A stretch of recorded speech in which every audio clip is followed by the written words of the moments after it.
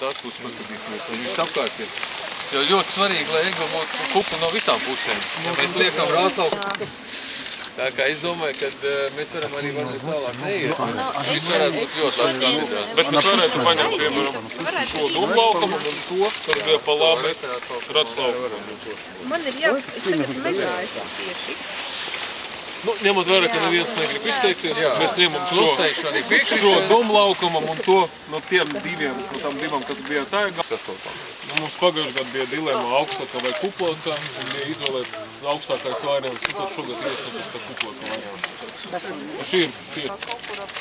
Она пышная, нормально. Viņas ir tik skaisti izauguši, ka der mūsu Ziemassvētkiem.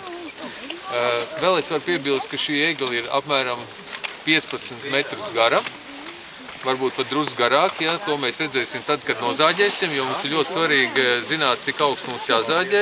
Kādreiz pie apakšu zara ir maz, tad egla paliek aizvien īsāk, kad viņu nozāģē. Šobrīd šī izskatās ļoti, ļoti kupla, un visticamāk, ka viņa pie pašas zemes arī tiks nozāģēta, līdz ar to tas augums pieaugs.